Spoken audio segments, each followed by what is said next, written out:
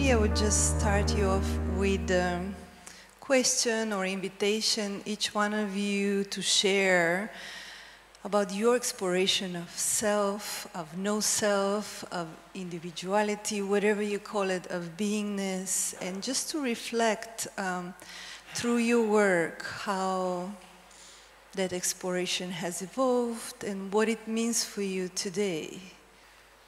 Well, that's a very difficult question. Thank you very much, Saya.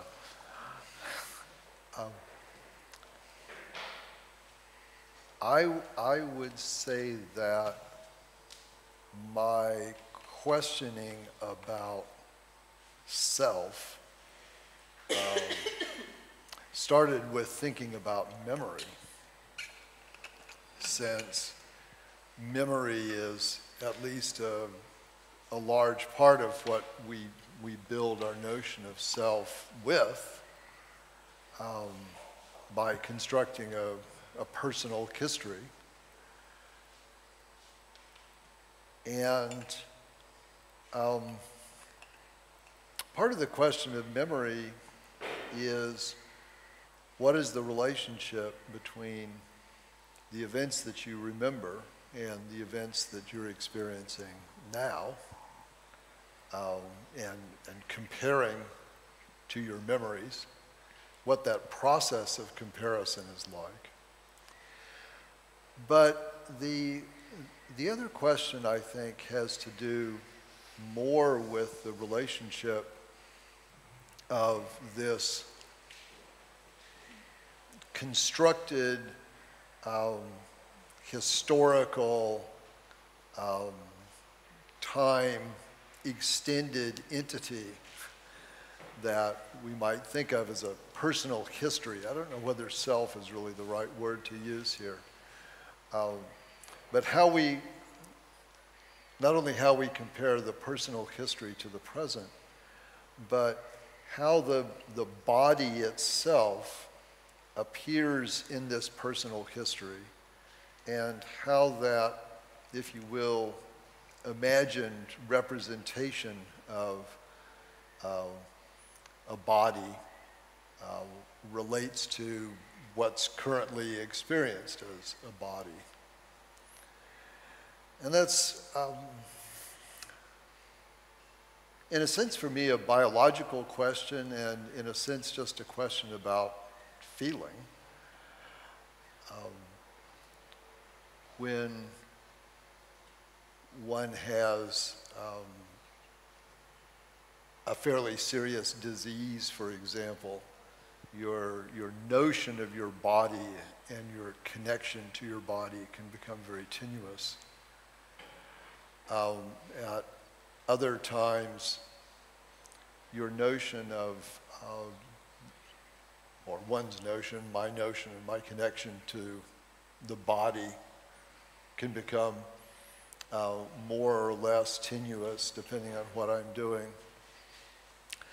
But I think that tenuousness applies also to the historically constructed memory of the self. In much of daily activity, that historical construct plays little or no role. So to the extent that it plays little or no role, it's not really relevant to whatever is going on. And this idea of the irrelevance of one's representation of oneself as a historical, persistent entity, something that has a past, something that's existed for a long time, goes under a lot of different names in even modern kind of cognitively based psychology. One of the most famous of those is flow. Another is just automaticity. Another, in a sense, is intuition. When one's experience is very driven by intuitions that are centered on the moment. For example, the intuitions involved in creativity, doing artwork, solving problems, just experiencing the world if you're outside, for example, doing something like yoga, doing something like meditation. In all of those experiences where one's, if you will, conscious mind is kind of quiet and your awareness is being driven by some source of intuition, the self seems pretty irrelevant. So I suppose the place that I've reached in trying to think about the self in terms of memory is one in which the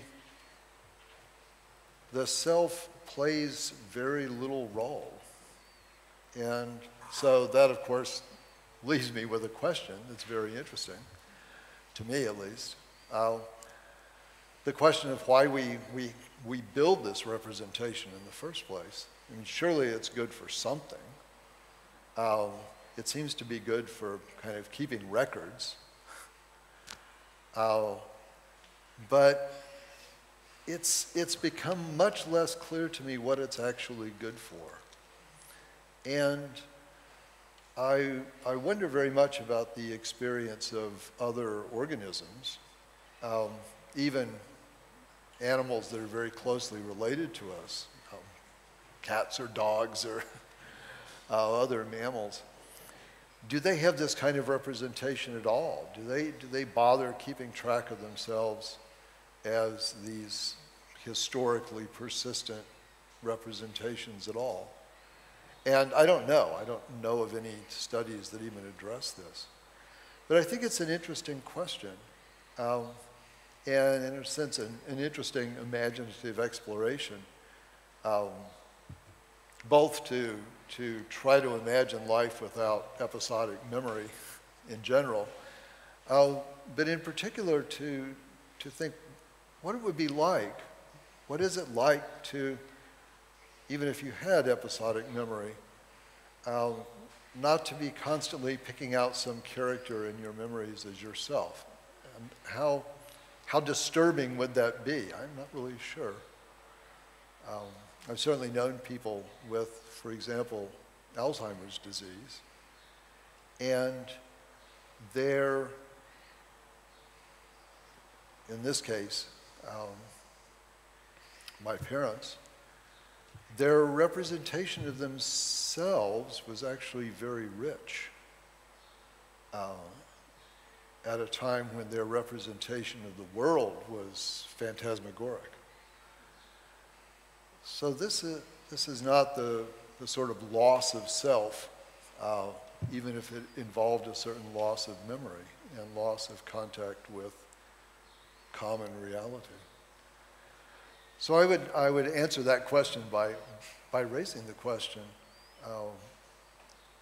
what is life like, either without this kind of representation at all, or with a much less, if you will, evident representation of oneself? And I don't know, but I think it's an interesting question to think about.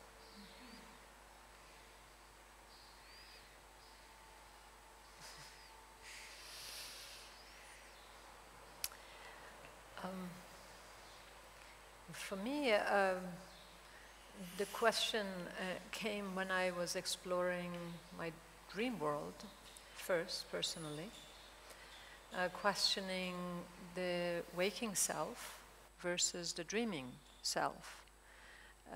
Within the field of dream psychology, we call it the waking ego and the dreaming ego. Is that how is it that the dreaming ego explores and expands and experiments, and we get inside of all different types of situations and we can cope with. We can sit and have tea with a monster and we don't even question it. We go and travel the stars. We are very creative inside of that structure of what we call it the dreaming mind. And then we come and wake up into the constructed self and the identity of who we are. But in the evening, we all share that. Dreams are creative, they are the art of our mind. In some ways, we are artists of our mind at night, but then in the morning, we limit ourselves into an identity. This is who I am. So my question from the beginning was, how is it that the dreaming mind is so expansive and so capable? And how could these two selves inform each other? How could these two selves get into dialogue with each other? How could these two selves inform each other? The dreaming mind and the waking mind is a continuum consciousness, going from waking to dreaming to waking. That there is a continuous consciousness and one brain, but two different chemistry. That question was very interesting to me. So that's how I started initially. And then I got very interested in the intersection between the two worlds. That's how I got into lucid dreaming. When suddenly, inside of a dream, you wake up and you are watching the theater of one's mind, that creation.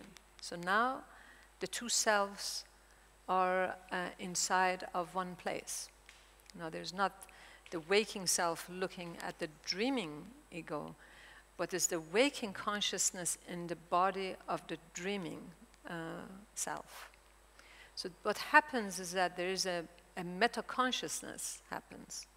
One is observing, the other one participating. It's very much what anthropologists call participant-observer. So you have a consciousness that watches the self and the dreaming self that participates inside of whatever happens. Then the interesting things happen there is that if the dreaming self decides to explore do some experiments and explore, and how does that relationship happens? Because now you have the waking consciousness there with the limited construct inside of this unlimited construct, or unlimited is not even a construct, is a unlimited space of exploration or creativity. So there's going to be some sort of a reconciliation there. How far now the dreaming self can explore. Because if it explores too much, the waking self might get a little bit scared about it. It's like, well, we're going to a place where I'm uncomfortable. But the dreaming self, oh yeah, just come along, you know, I can do it. But there are constructs of the waking self that it imposes itself into the dreaming inside of the lucid dream. Either it allows something to go farther and deeper, or it stops it. Often people wake up, and that's how far they can go. And then the interesting thing for me was, well, what happens if the waking self does a little bit of a practice to be able to be inside of that spaciousness? And then what happens? So doing some practices of, say, doing some energy practices like Qigong or Tai Chi, or something that opens up all the channels.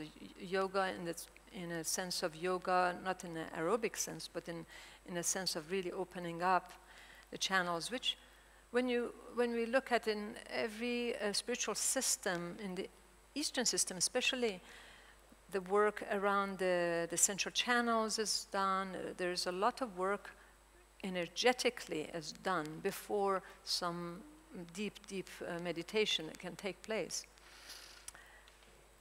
Then the interesting part was that the more the waking self became more transparent in a sense, not so solid in its core belief, in its core construct, in its core limitation, and flow into the body and engage the body into a transparent place, then there was more adventure into the dreaming self. The dreaming self was able to continue with the practice, to go further, explore deeper, explore different dimensions without fear.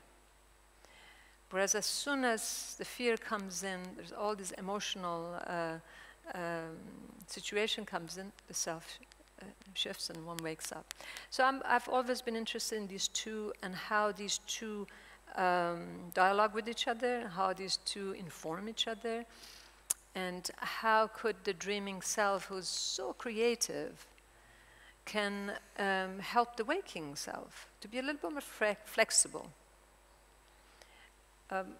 One other area is that my exploration has come to a little bit of an understanding that we have a multidimensional self.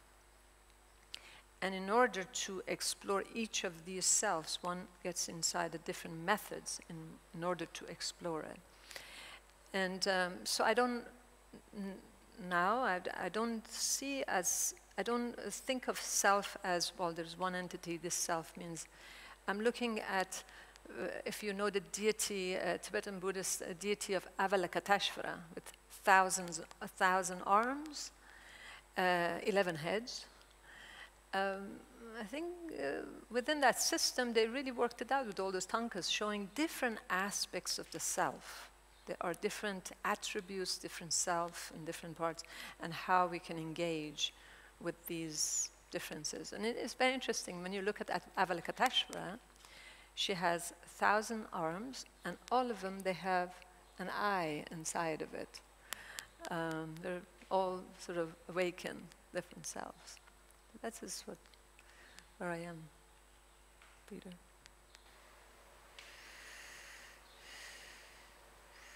Interesting, just listening to you both, realize there's so many different ways of using the word self. So for me, I hadn't thought about it at all, really, until in my very early 20s when I started getting interested in spiritual stuff and philosophy, and started reading the Upanishads, where they started talking about the true self, the Atman, the true self, and I got fascinated by this, what was the true self, and came up with all these weird ideas. Now seem weird, but I thought it would be some amazing experience of the true self when all the lights came on and some glorious psychedelic trip or something. And then I started reading Immanuel Kant and his idea of the transcendental self. There was the self that couldn't be known, that was the transcendental self. There was the transcendental object of perception, which is never known. There's the transcendental self, and there's the experience, which is the interaction between the two. And that sort of caught my attention. As I explored it, I remember I got fascinated by David Hume and his famous statement that he said, this was a Scottish philosopher, about 250 years ago, who said, when I look inside for myself, I can never find a self. All I find is various sensations, various feelings, various experiences going on, but I never find myself. And that stuck with me, and it became a fascination, these different aspects. I even remember myself having long arguments with a Buddhist friend of mine between, in the more Hindu line, which I was following, it's like there's Atman, there's the pure self, and in the Buddhist, there's the anatta, both the same root, atta being self, but in the Buddhist thing, there is clearly no self. And here's the Hindu side of saying, no, that there is the self. But it's like, which is right? And of course, slowly realized both are completely saying the same thing underneath, but on the surface. So I got into all these debates about it, and then still looking for what is my true self. And I can remember sort of various layers of discovery of, there were certain very subtle psychic feelings, and I thought, is that my true self? Or slight sensation, in the Upanishads it talks about the self, the tiny flame dwelling in the heart of all, and I'd sort of feel into my heart, and I'd feel this sort of, is that my true self? And then gradually realizing all of that, everything is just another experience. And, and then who is it? Who is it that is experiencing? Who is it?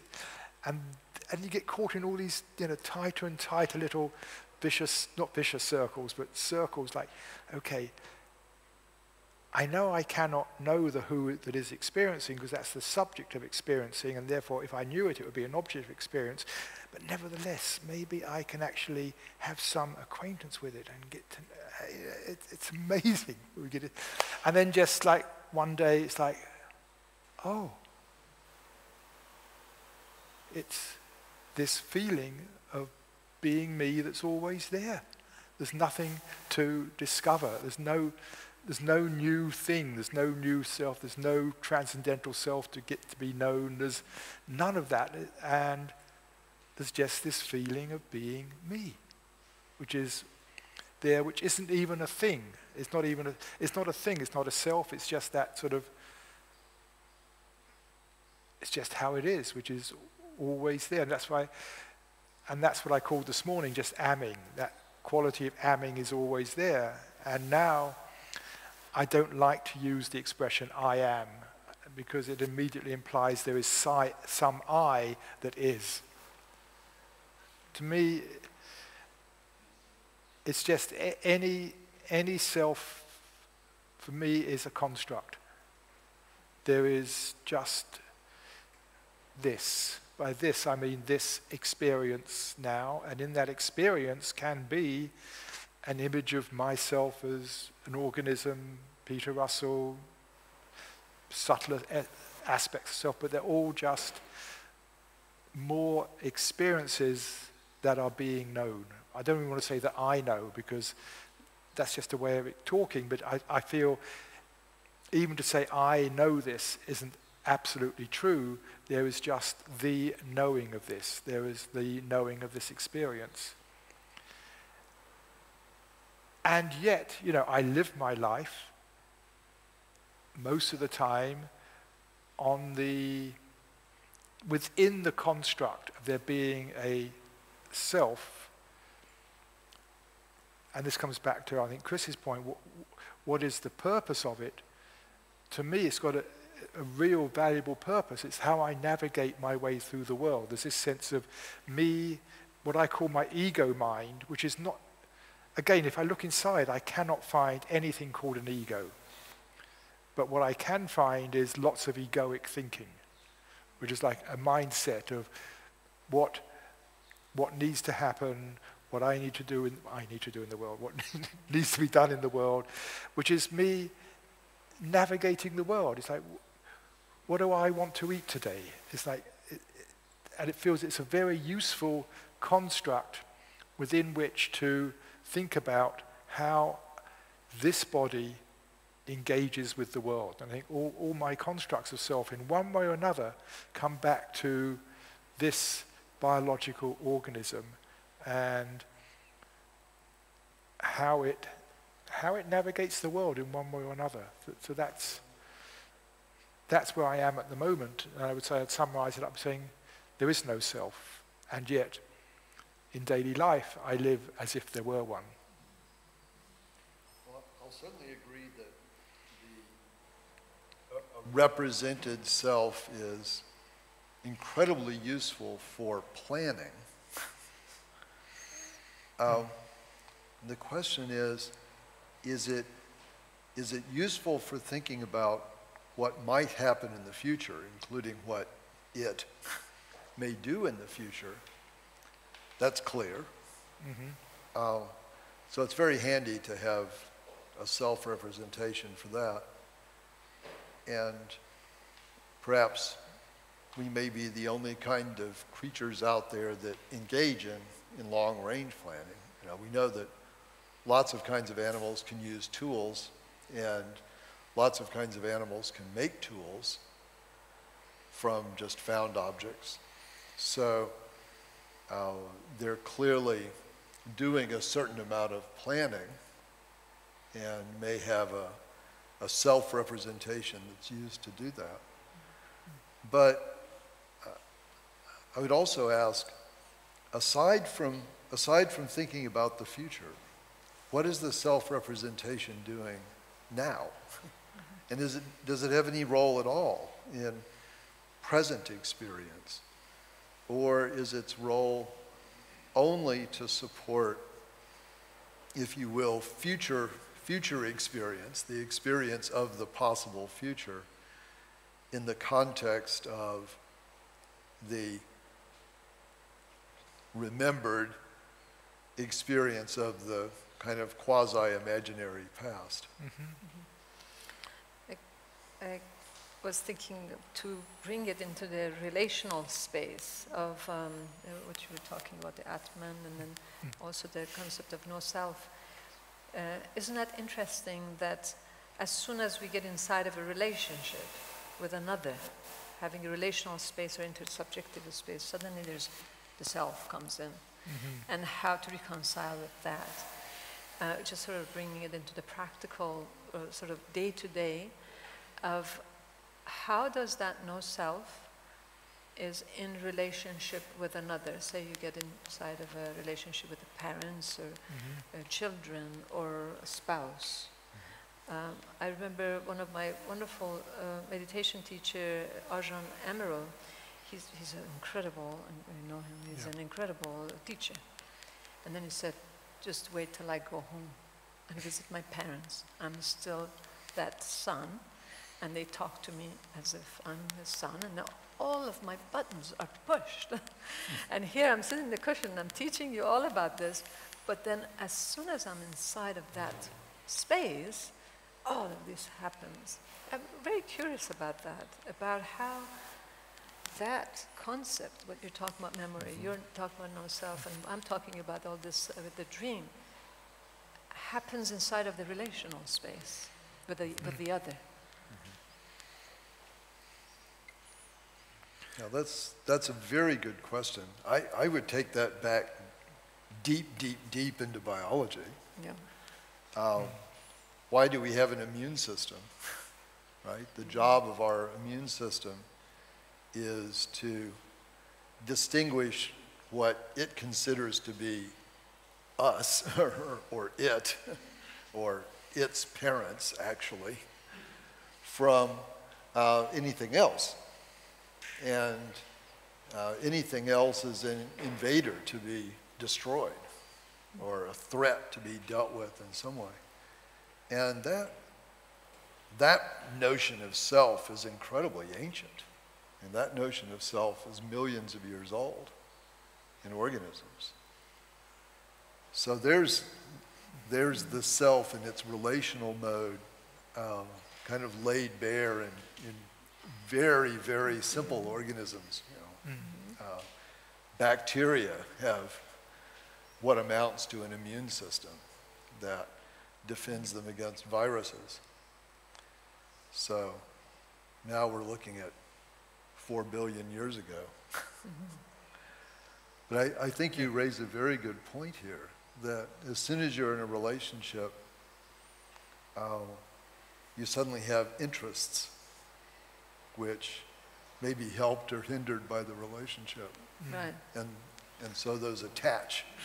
I think it's I think it's much stronger in a more intimate relationship. But you know, in my relationship with you, here is one locus of consciousness interacting with another locus of consciousness, and in that sense, there was a sense of two identities. They may ultimately be false, but I think as soon as I'm relating to you, I'm relating to another mode of consciousness, and I think that's probably where it starts coming in. We are creating a separation here, and so there's this sense of self and a recognition of your sense of self, even though they're both representations. So I think it's probably natural in any interaction between two human beings. Yeah. But I also like to come back. I mean, I like your point about the future. You know, when you say is there a value for the self in the present? I would say probably no. Almost the opposite. There's a hindrance in the present. There's a value in terms of the planning, I think, but that's probably where it ends as a value. In the present, it's the opposite. It's a hindrance, it's a handicap. Yeah, that's interesting. Going back to your notion of conversation, it's very easy to have a very fluid conversation. But if you think of having a conversation where you have to say, oh, now he said X.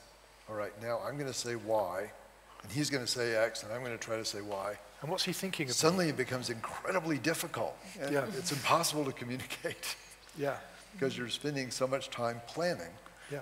But that can be what happens. Yeah, oh yeah. Let's not be angelic about this. Yeah, oh yeah, Yeah. absolutely. Yeah. But it destroys the fluidity altogether. Yeah, yeah.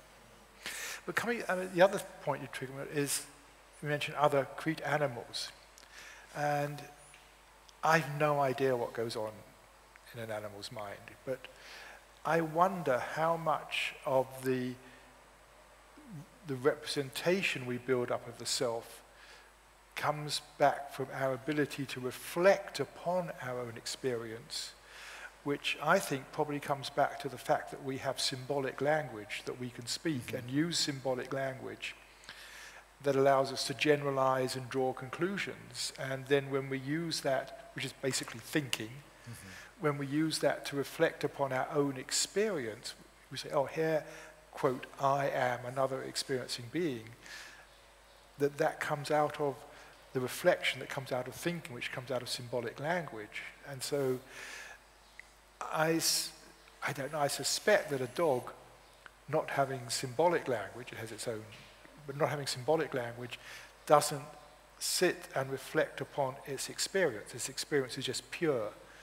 This is what's happening. It is called to do this, called to do that. It responds in a straightforward way. It doesn't reflect back. So I think it probably does not have a representation of self. It is just called, and it responds as it is called to respond.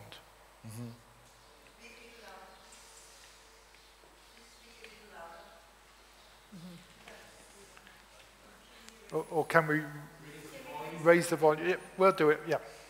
Between the two of us. Well, that raises a question for you, which is, what do you think of animals' dreams? When you see a dog or a cat, but especially with dogs, it's very obvious. When they're sleeping, they're making all sorts of motions that look like they're running or something. Well, they've done some think about studies, and they've found that, yeah, actually they do dream. Like, for instance, the rats, and they dream about food. They put them in the maze. They're following that maze at night, and they've followed it. Yeah, I think that they have a different patterns of a sleep. Their architecture is different than ours. They have a REM and non-REM. Ours is a lot more complex, of course, because we have a complex brain, but they do dream. Probably they do dream about what happened in the day, what happened at that time, and what they're about hunting, and they do have that sense. This notion of self-reflectiveness for animals is quite interesting, as I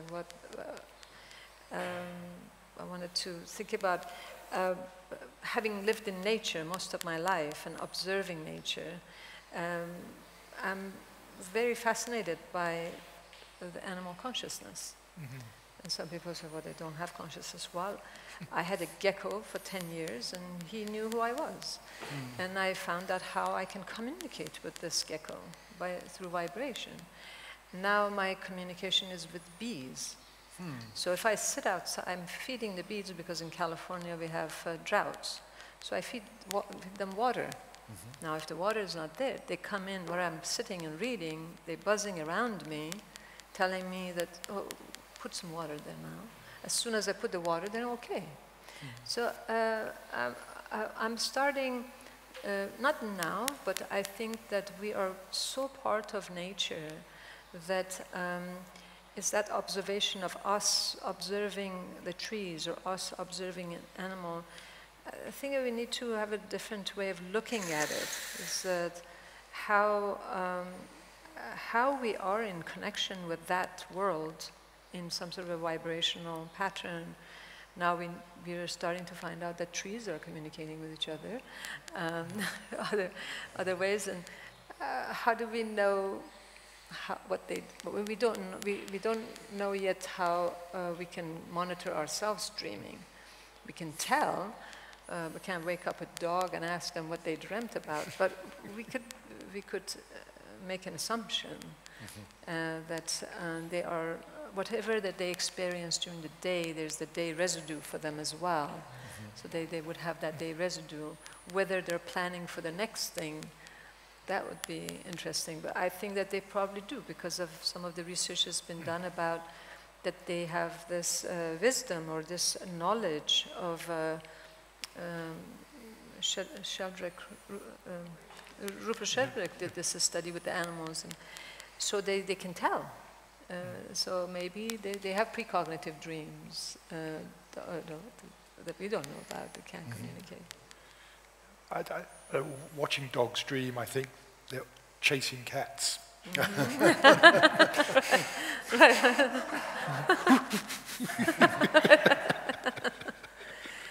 They dream of the perfect chase. Right. Yeah, maybe to the girl. Faye, behind you. I want to lob into this conversation. How do you integrate the many reports of near-death experiences and reincarnation into all of this around self?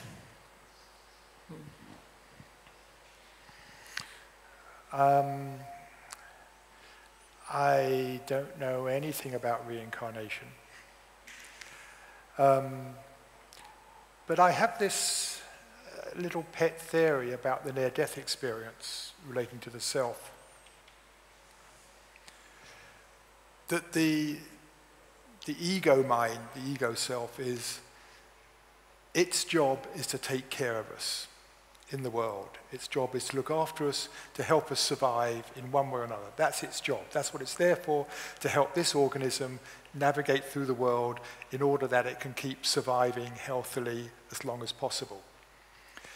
And the downside of the ego mind is it cuts us off from our true nature, the joy, the love, the bliss that is our true nature, which is why we wanted to step out of the ego mind to reconnect. There comes a point when suddenly death seems inevitable. You know, your car is going over a cliff or something. The inevitability of the end is there. The ego mind's job is done. It doesn't need. It gives up. It steps out, and what was being obscured for so long becomes apparent. That the deep peace, the deep love, the connection with the cosmos is suddenly it's there. And because it's being freed from the ego mind, which all along has been keeping us safe, helping us survive, the survival is over. And it's interesting because, you know, in Indian thought, they sometimes describe death as the Maha Samadhi. Samadhi is what we practice. Coming to samadhi, coming to stillness, is seen as the practice. So that at the time of death, we go into the great samadhi of coming back to our true being. So that's just a thought I have about it. I don't know, but it's the way I like to think about it. Dying before you die. Dying before you die, yeah. Mm-hmm. But just maybe it's like, again, not so much that we are going into some extraordinary place, but we are coming back into that, what you so described, that treasure. We're coming back to the treasure that we are. Yeah. We have some good literature about near-death experiences, which I think is I distinguish between near-death experience, close-to-death experience, after-death experience. They're all different experiences. I can say, having been with Tibetan Buddhist practices and being with a teacher, it was fascinating. When we were doing these retreats on death and dying, we were taught how to die. And we were not allowed to leave the retreat center because we actually were learning how to do it, how to exit, and then how to come back, how to exit, how to come back. But there's, from within that system, there's two different ways. One is to intend to liberate, the other one to intend to come back. So for instance, when my dear friend and teacher Lama Tarchen Rinpoche died, so we'll talk about, are we going to pray for him to come back, or are we praying for him to liberate? So within that particular system, the whole reincarnation is, the practice is done for liberation. It's not so much for coming back, but the coming back is for great teachers, because they want the great teachers to come back.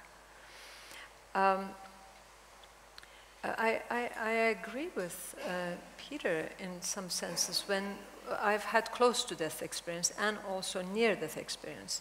I don't know about reincarnation yet, but with my near death experience was very similar to what is out there in literature, but the close to death experience was quite transformative.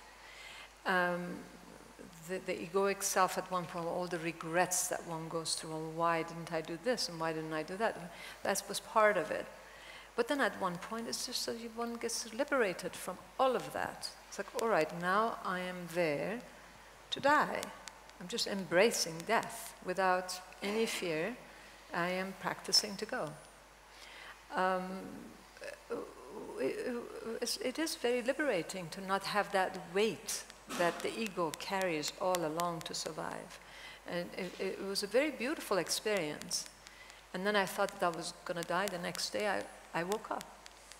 I was here. But I was here with a lot of realization, which was very helpful for that ego to be put down as, listen, you got to do this and this and this, because if you're not doing that, you're going to be miserable. So life's transformed. Some people are not fortunate to go close to death and come back. Some people are fortunate. They go close to death and get realization and come back. With reincarnation, I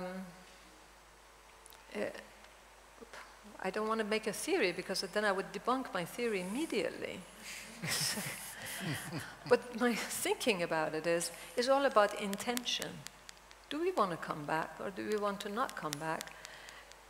Are we dead like a rose? When we look at the rose and it blooms in its all beauty, and then we just one by one seeing the petals come down. Is the end, or is it something else? Once I gave an experience to a chick. It was a little chick that was outside of my house, and it was not well. It was going to die. And I thought, why is this chick is coming behind my door and wants to die here behind my door? So I lifted up, and we had a communication, and I said, I'm going to give you a lot of experience. You might not live long, but you're going to have a lot of experience. So it was marvelous. We had a whole day together. I introduced the chick to the gecko, and they had a wonderful little meeting. I took him to the neighbor, and I gave him an experience, because I think that our life, there is something about experiencing life, being here and not checking out, and just really experiencing and being present to every moment. And then it was so beautiful. This chick died. I created a nest for him, and it just died so peacefully. And it was the most remarkable experience. I've been fortunate to be with people dying, but this 24 hours with this little being, it was so liberating, just thinking, that's it. He just experienced and died. Maybe that's what it is too, just like that. Maybe there is nothing. Maybe there is something. I don't know, but I know there is something here, where I am here. So that is what my practice is, being lucid here, being present here. I don't have much to add to that. I have experienced the car going off the cliff, and I can say that at least in my case, you remember, or I remember starting that brief flight, and my memory then picks up somewhat after the landing. But the whole business in between is not there. So there can be experiences that are probably very intense, but they're not recorded at all. So they're completely inaccessible. I wonder, hypnosis or something? Yeah, could maybe. be. Who knows? Yeah, just when you say they're not recorded, who knows? Yeah. Then coming back to what you were saying, about being reincarnated, in terms of this conversation, the obvious question is, who gets reincarnated? Right. Yeah. That's right. Yes. Well, I'll share it with you. I'm not sharing it with anyone else, but this is something normal people won't understand, and I think you will. I'm a Siddha yogi with Patanjali's Yoga Sutras many years ago, in 78. And one of them is the Levitation Sutra, where we really levitated with Maharishi, and all that stuff. And it was amazing, but we didn't know what was happening. We know much more today, how much the brain changed when we do that. But while I was doing that, I was also trained with Dr. Ladd, Vasan Ladd, the very known Ayurvedic professor, if you know him.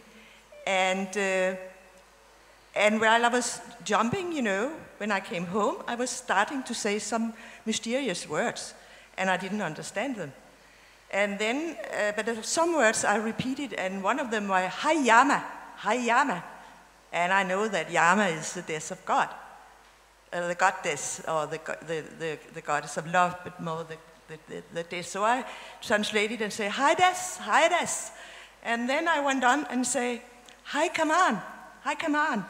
And I said to Dr. Ladd, what the heck is Kaman? And he said, that's the frame. I said, the frame about what? Because in Danish, a kam is a Kaman, it's the same. And then he said, he gave me a drawing about a door, and then he drew a frame around it, a beautiful frame. And I said, Dr. Ladd, what does it mean? And he said, you have to find out yourself. And after many hours of meditating, I found out that the Yama, it was the door, and the Kaman was the frame around the door. So it's life.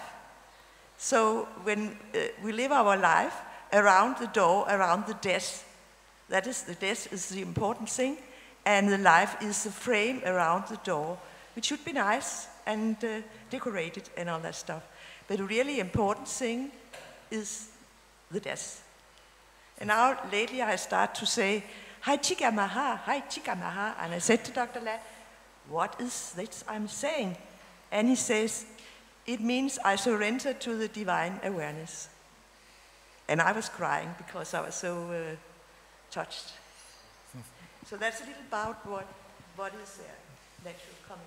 Mm-hmm.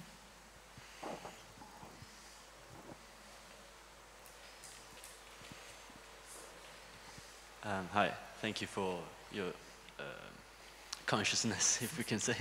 I was thinking about the instinct of the consciousness, the ego's consciousness. And I tried to think about the instinct on all your subjects, like the instinct in the dreams, if I'm wondering if dreams are driven by instinct. I'm wondering if animals are driven by the instinct of survival, about the death experience. Maybe is the instinct losing itself when we are near the death experience? is the ego's mind consciousness controlled by the instinct or reverse? I just wondering if we are driven by instinct, and if it's if this is the root of all the principle of meditation, of principle of consciousness itself. Because, for example, the instinct of pleasure, we don't know if we like an apple until we taste it, and we are driven by the instinct of eating, of surviving. And I think I'm very obsessed by this kind of instinct mentality. So what can you say about instinct? Does instinct have some biological? Yeah. Well, I think you illustrate something that's very important in thinking about the self. We tend to think of ourselves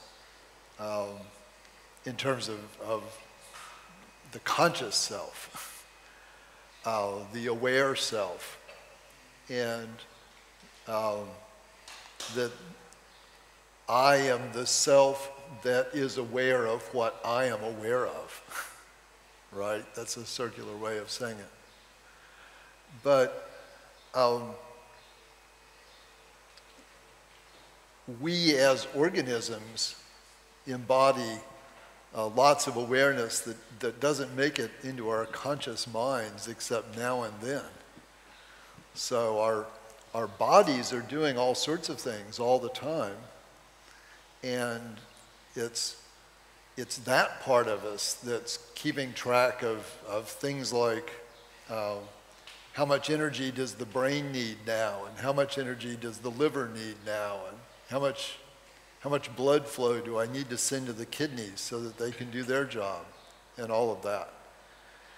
And a lot of that intelligence, I mean, imagine trying to actually run your body, right? It would be complete cognitive overload. You'd have no idea how to pull all the levers and twist all the dials and read all the gauges that tell you what your body is doing.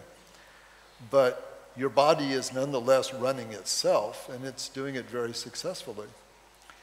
But much of what the body is telling the brain is what we've historically called instinct. And we think about it in animals because of this mythology that they're totally driven by instinct that goes back centuries, that they're not conscious, they're just instinctual beings. But we are instinctual beings also, and the rest of our body is telling our brain all sorts of things. I mean, the information flows this way as well as this way. But that raises the question, right? Is all of that part of myself? And I think that question becomes very pointed when one starts to think about intuition and ask, where do things like creativity come from? What is the intelligence that actually formulates that idea that beautifully drops into your conscious mind at just the right time? Where is that intelligence? And one place to at least imaginatively place it is in the body itself, which has much more processing power available to it than what we think of as our conscious mind. So I think instinct is to really be respected. I think, also just to add something briefly, because I know we're running out of time, I think you're touching on or heading towards a whole other question. It's not just instinct, but social conditioning and many other things. I mean, the deeper question you're heading towards here is, does the self have agency? I mean, we're talking about the self as the observer, the subject of experience, whatever it is, the witness, all those. But then there's another whole debate. We'll have a whole other panel for this, we need it. But does the self have agency? Is there free will? Is there choice? Or is everything... And I find that an absolutely fascinating question. I don't have time. I'm just saying that's the deeper question you're heading towards, a whole other aspect of self. And again, we live our lives as if we have agency. But do we?